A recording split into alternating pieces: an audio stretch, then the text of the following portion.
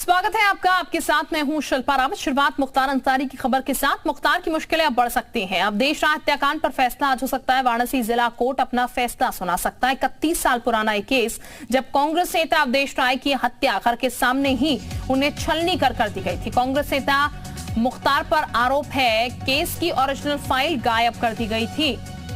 तो मुख्तार अंसारी को लेकर आज ये बड़ा फैसला आ सकता है। अवधेश राय हत्याकांड से जुड़ा हुआ फिलहाल कोर्ट क्या फैसला सुनाता है, इस पर सबकी निगाहें बनी हुई हैं। मुख्तार की मुश्किलें बढ़ती हैं, आज वो देखने वाली बात होगी कोर्ट क्या फैसला अपनी तरफ से यहां पर रखता है। सबूत और गवाहों के आधार पर आरोप यह है मुख्तार पर कि केस की ओरिजिनल जो फाइल थी वही गायब करवा दी गई थी। अवधेश राय की घर के सामने ही छलनी कर हत्या कर दी गई थी।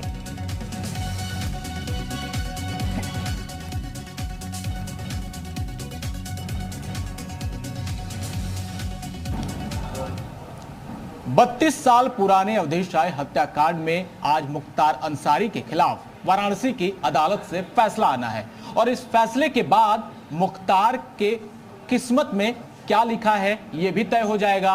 लेकिन उससे पहले जो मुख्य गवाह हैं इस केस के, अजय राय हमारे साथ मौजूद हैं। आपके भाई की 1991 में दर्दनाक हत्या कर दी गई और आज जो है पूरा 32 साल हो गया आप लोग लड़ते आए, आज फैसले का दिन है। देखिए, इस दिन का हमें बहुत दिन 32 साल से हमें इंतज़ार था और हमारा पूरा परिवार इस आस में था कि इतने दुर्दांत अपराधी ऐसे माफिया को सज़ा होगी। और ना जहाँ तक हम सब लोग यही भगवान बाबा विश्वनाथ से प्रार्थना करते हैं कि ऐसे दुर्दांत अपराधी को कठोरतम सज़ा न्यायपालिका दे। ये न्यायपालिका से भी हम लोग की गुजारिश है और मेरा अपना कहना है, मेरी अपनी सोच है कि मैं लगातार जनता के बीच में हूँ, जनता की सेवा कर रहा हूँ और जनता के लिए लड़ता हूँ।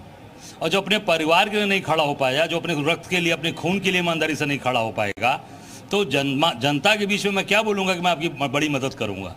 मैं अपने ब्लड, अपने खून के लिए, अपने रक्त के लिए अगर नहीं खड़ा हुआ तो निश्चित यही जनता, ये जो आम लोग यही देखते हैं कि कौन व्यक्ति अपने परिवार, अपने घर के लिए खड़ा हुआ। एक लंबा वक्त रहा, ऐसे में यही वो जगह थी जहां पर हत्या हुई, बताया गया।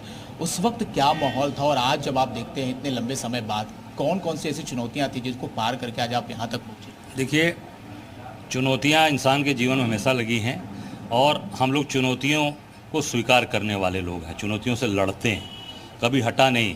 और सत्ता के खिलाफ, सत्ता के हमेशा लड़ाई लड़ी गई है और कभी हटे नहीं सत्ता के सही हमेशा। और कभी भी चमचागिरी और कभी की राजनीति हम लोगों ने इस तरह की नहीं की, चाहे वो सरकार हो चाहे माफिया हो। हम लोग जो सही है उसके साथ खड़े रहते हैं, गलत का विरोध करते हैं, डट के विरोध करते हैं। बड़ा माफिया है, लेकिन आपने कई बार सुरक्षा की भी मांग की, गवाही के तौर पर बार बार जब आप जाते रहे आपने सुरक्षा की मांग की। अब जब फैसले की घड़ी है, क्या सुरक्षा को लेकर आपके मन में कोई आशंका? नहीं, मेरी लगातार बनी हुई है। जो मेरे साथ सुरक्षा में क्या लगाए हैं, मेरे साथ 3-4 गनर लगाए हैं साधारण। इतने बड़े माफिया के खिलाफ, इतने बड़े अपराधी के खिलाफ केवल आप 2-3 गनर दे देंगे, उससे सुरक्षा हो जाएगी मेरी? मेरा पूरा परिवार तबाह हो गया, हमारे माताजी, पिताजी सब लोग उसी झटके से सब लोग चले गए, पूरा परिवार। हम लोग लड़के, हाँ, वो मेरा अपना मनोबल था, हमारे साथी, हमारे दोस्त मित्रों का साथ था, हम लोग डटकर खड़े रहे। तो निश्चित तौर से सुरक्षा बढ़ाई जाए और निश्चित तौर से हम सब ऐसे माफिया, ऐसे अपराधी के खिलाफ आज मोर्चा लेकर खड़े हैं। इसमें पूरी तरीके से सरकार को सुरक्षा पर ध्यान देना चाहिए और पूरी फुल प्रूफ सुरक्षा है वो देनी चाहिए। 22 श्रेणी की सुरक्षा की मांग करें, क्योंकि जिस तरीके से फैसला आ रहा है, कहा जा रहा है कि हाई अलर्ट पर है पूरा जो जिला है, खासतौर पर बांदा जेल को भी अलर्ट पर रखा गया है। मुख्तार अंसारी के वकील ये आशंका जता रहे हैं कि जेल में उनकी हत्या हो सकती है। देखिए, अगर इतने बड़े माफिया खिलाफ, अपराधी खिलाफ मैं 32 साल से लड़ रहा हूँ, 32 साल हो गया, 32वां साल चल रहा है। और आप सब भाइयों के सहयोग से, अपने परिवार के सहयोग से, अपने साथियों के सहयोग से, जिनका पूरा मेरे साथ तन मन धन से पूरा सहयोग रहा है, आज यहाँ खड़ा हूँ। तो इस सरकार को पूरी तरीके से जो उच्चतम स्तर की सुरक्षा है, जो उच्चतम स्तर की सुरक्षा है वो देनी चाहिए। क्यों? ये तभी ऐसे व्यक्ति के खिलाफ लोग मोर्चा खोलकर खड़े होंगे, अपराधियों के खिलाफ मोर्चा लेकर लड़ेंगे और ऐसे दुर्दांत अपराधी के खिलाफ तभी मजबूती से लड़ाई लड़ पाएंगे। सरकार को पूरी तरीके से उच्चतम श्रेणी की सुरक्षा देनी चाहिए। अब क्लास क्या करना है वो तय करें, कौन से क्लास के देंगे। मेरा यही डिमांड है कि उच्चतम श्रेणी की सुरक्षा दी जाए। अधिकतम सजा क्या होनी चाहिए, कितनी उम्मीद है आपको, क्या होना चाहिए? अब हम लोग तो यही प्रार्थना करते हैं, निवेदन करते हैं माननीय न्यायपालिका से कि कठोर से कठोरतम जो सजा हो सकती है न्यायपालिका वो दे। और तभी हमारा परिवार, हम सब परिवार के लोग आस लगा के बैठे हैं, हमारा पूरा परिवार तबाह हो गया। एक एक परिवार के सदस्य हम लोग कैसे कैसे अपने आप को लेकर यहाँ लड़कर आए हैं वो मैं और मेरा परिवार जानता है और हमारे दोस्त मित्र जानते हैं। कठोरतम सजा में फांसी या उम्र कैद? अब ये कोर्ट तय करेगा, ये न्यायपालिका को तय करना है। मेरा डिमांड है कि कठोरतम और ये सजा ऐसी हो कि जो मिसाल के रूप में मिले, लोगों को मिसाल के रूप में इसे लोग देख सके। मुख्तार अंसारी के वकील कह रहे हैं कि पहली ऐसी केस है जिसमें ओरिजिनल कॉपी जो है वो पेश नहीं की गई। तो ओरिजिनल कॉपी गायब कराने वाले कौन लोग हैं? जो ओरिजिनल कॉपी को गायब को किसने कराया है, इसी भी तो बात पूछिए उनसे कि उस ओरिजिनल कॉपी को गायब किसने करा दिया? कौन व्यक्ति भाग रहा था? किसने हाई कोर्ट से स्टे कराया था? 14 साल स्टे किसने कराया था? ऐसे लोग, जो लोग लोगों को धमकाते हैं, परिवार को तबाह करते हैं, घरों को तबाह करते हैं, हमारी बेटियों को, हमारी बहनों को, हमारी माओं का सिंदूर उजाड़ते हैं, ऐसे लोगों के खिलाफ कठोरतम कार्रवाई हो। और ऐसे लोग केवल बचते चले जाते, कागज गायब करा दो, गवाह को बदल दो, गवाह को खरीद लो, गवाह को मार डालो।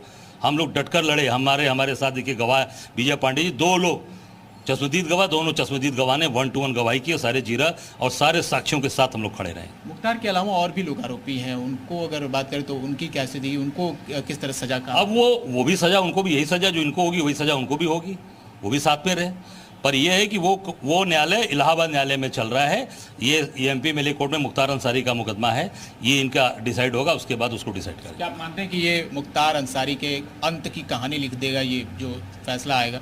हम सबकी यही मांग है अब न्यायपालिका से कि ऐसे दुर्दांत अपराधियों का अंत होना चाहिए। ऐसे लोग जिन्होंने सैकड़ों हजारों माताओं और बहनों का सिंदूर उजाड़ा है, उनको निश्चित तौर से उनका अंत होना चाहिए। तो बिल्कुल 32 साल इस पुराने मामले में अब मुख्तार अंसारी को क्या कोर्ट फैसला सुनाती है और सजा का ऐलान कितने, क्या उम्र कैद होती या फांसी, ये भी देखना होगा। लेकिन अब जो है कहा जा रहा है कि मुख्तार अंसारी के अंत की स्क्रिप्ट यहीं से लिखी जानी है। वाराणसी से सहयोगी शिव मिश्रा के साथ जयपाल, जी मीडिया। तो फिलहाल इंतजार की घड़ियां अवधेश राय के घर वाले गिन रहे हैं और ये देखना होगा कि फैसला कितना कड़ा और सख्त होता है इस फैसले में कोर्ट की तरफ से, क्योंकि अवधेश राय के घर वालों की साफ ये मांग है कि सख्त से सख्त कार्रवाई होनी चाहिए। नजीर जो है, ये फैसला जो है वो बनना चाहिए आने वालों के लिए। मुख्तार की मुश्किलें अब कितनी ज्यादा बढ़ सकती हैं ये देखना होगा।